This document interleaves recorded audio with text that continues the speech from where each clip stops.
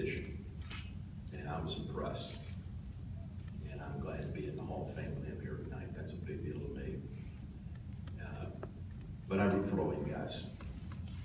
You know, I get to call basketball, I get to call the NFL, I'm proud of that. But there's nothing that means more to me when it comes to sport than a game of golf. It is deep in my heart. And it was emboldened by the people that I got to be exposed to when I was at the University of Houston, led by my golf coach. Now here's the thing.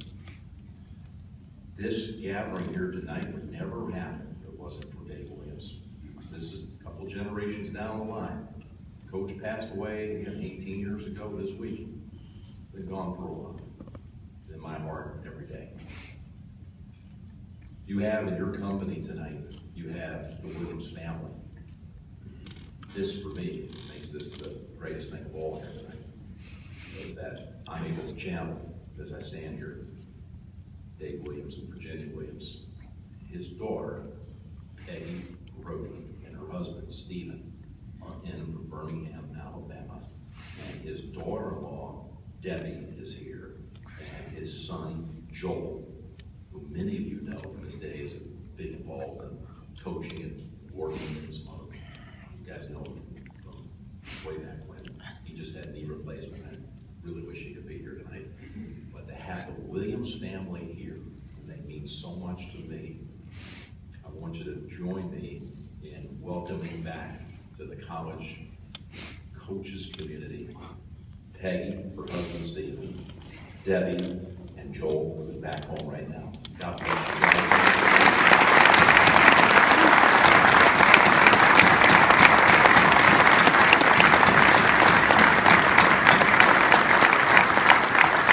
So I showed up at school, and the coach said he was a big psychology guy. He'd ask you to stand up and he'd say, what do you want to do with your life? We never saw him hit a golf ball. None of us ever saw him hit a single shot. But he somehow was able to draw out of people their best. And he would ask you to stand up and tell the rest of your teammates, what do you want to do with your life? I'm not exaggerating. I knew since I was 11 years old, I didn't want to be on the PGA Tour. And of course, I had nowhere near the talent to be on the PGA Tour. Heck, I couldn't even make the 17th place on the Houston Golf. I was at 18. But I stood up and I said, guys, my first meeting, I'm Jim Nantz. I want to one day work for CBS. I want to one day broadcast the Masters. And that's exactly what I said. 7 freshmen are there. The 4th person to stand up, I can still see us sitting around the round table. 4th person stood up bashfully, and he said, I'm Fred Couples, I'm from Seattle, Washington, and one day I want to win the Masters Golf Tournament. How do you think one day we ended up being in the same dorm room together? Dave Williams was a genius. Paul Marchand was on that golf team at Houston. And we had a player who was our heart and soul leader. It was Paul. And Paul is now out here in Las Vegas in a great youth discovery project called The Summit. And leading the efforts there. And of course, he's been Freddie's teacher. He's been Kyle Montgomery's teacher. He's been President Bush 41 Seniors teacher. And it means the world to have Paul and Judy and daughter Morgan all here tonight. Yeah.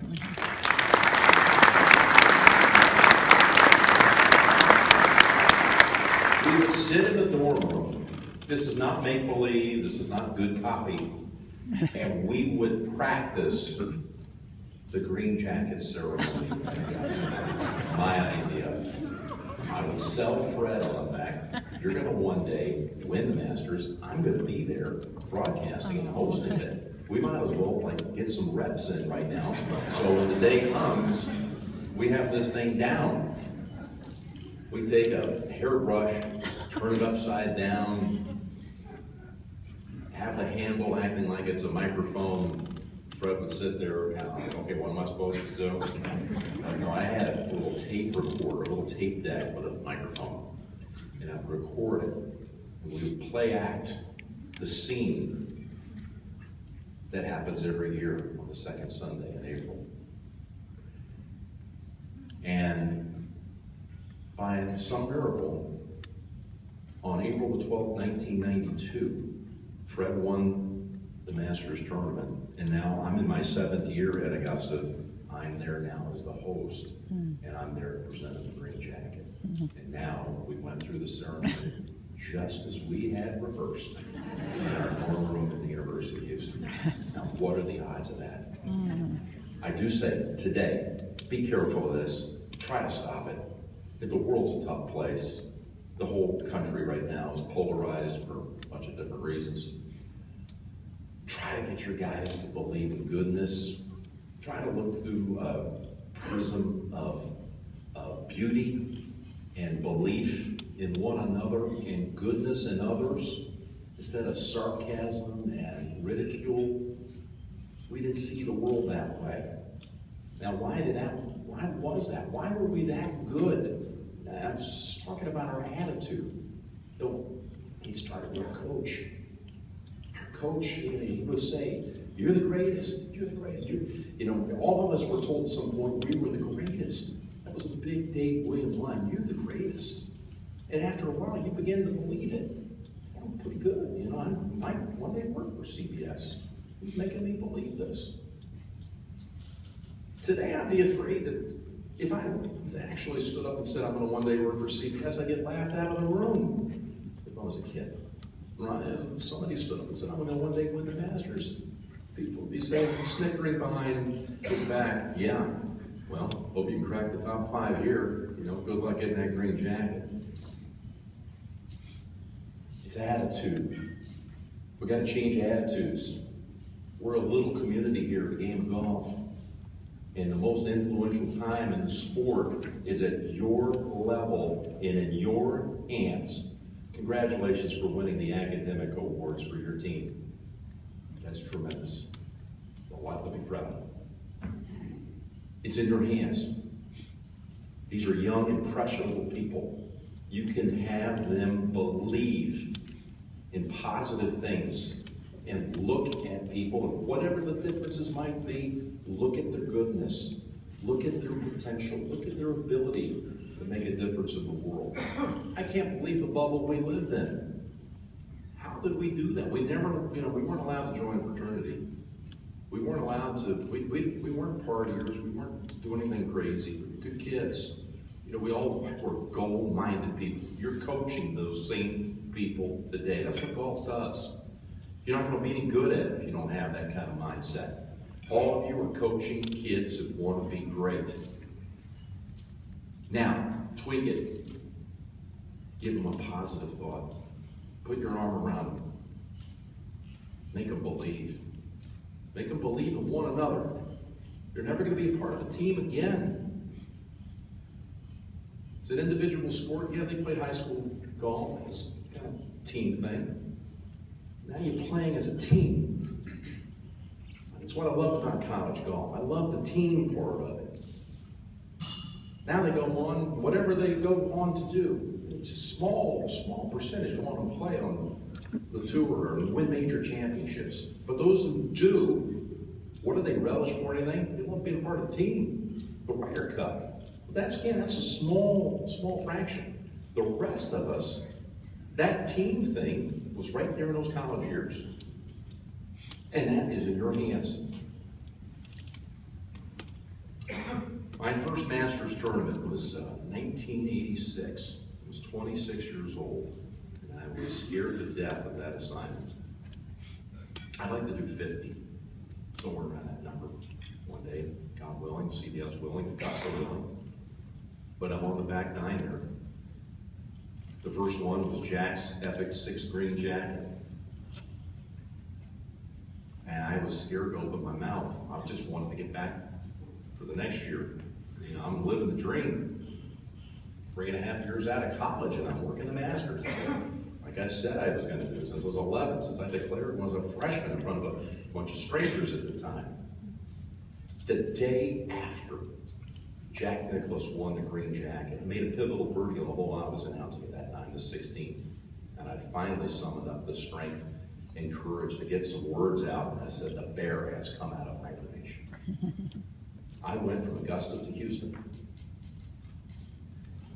On April the 14th, Jack won on April the 13th. On April the 14th, there was this big blowout event in a ballroom in one of the biggest hotels in Houston for Dave Williams. It's called A Night to Remember. Now was the master of ceremony. I was so proud to come back, having called my first Masters and being there for Coach. He's now up to 16 national championships. He gave one of the greatest speeches I ever heard in my life. And I think about that speech all the time. I couldn't tell you what he said, but I can tell you the way he did it. He had him laughing, he had him crying. And when he tried to get to a pivotal point in his speech, for point of emphasis, he dropped his voice to a whisper. I said to him afterwards, I was just dazzled. I was more impressed with what I had seen at that podium that night than what I had seen the day before from my tower at the 16th at Augusta. And I said, Coach, how do you do that? And he said, Jimmy, you're going to be making a lot of speeches in your life, son. He said, just remember, when you hit a key point, slow down. Speak from the heart, no matter where you are. And drop your voice at a time when you really want people to understand what you're saying is really important to you, that you're speaking from the heart. I recently had the honor of delivering a eulogy at Arnold Palmer's funeral. That was one of the hardest things I ever had to do. Just because I love the guy, for starters. And I wanted to do justice to someone who made our sport extra, extra special. And you know what I saw in Arnold Palmer, and the many times I was so fortunate to be around him, is I saw someone who was, like Dave Williams, a builder in other people's beliefs in their ability to achieve. He always made the emphasis about you, and he looked you in the eye, and he built you up, and he made you feel good about yourself. And I finished that speech that day. I was thinking of Dave Williams back in 1986, and how spellbound I was by his talk. And I said at the end, remember, Arnold Palmer is always right here. He's right here, he's in your heart. So, this is a special thing for me tonight. I want to thank you guys, all of you, for what you do. I root for all of you. I don't care what school you are. It's not a competitive thing for me at all. It's about the fact you guys honor our game. Every one of you are important to me. Now, you guys are competitive. You have to be. You're trying to win championships. But I see the world from a different place. I see the world from the guy that's on the end of the bench for you guys. I'm seeing the world by the way you guys have touched people. You're here in Vegas, you're gonna go back, you're gonna have these young people, some of them for 3.5 more years. Just remember, I'm the example of the guy that never did anything competitively in life. Nothing. We played one day, 18-hole tournament, as Coach called it. That's all I did. But I was around the golf team, and Coach even lettered me one year. I'm a part of this community. I'm a child of this community. If you guys think I'm worthy of a Lifetime Achievement Award, that's a big deal to me. My wife Courtney is over here tonight. I've been telling her for months since Greg and I finalized this date and everything. I said, I don't know what I'm going to say, but this one is really personal to me. Thank you from the bottom of my heart. Thank you for what you do for our game. Thank you for the lives that you're influencing. It's the greatest sport of all. And I'm rooting for you all. If I could channel Dave Williams here at the end, I think you look every one of you in the eye right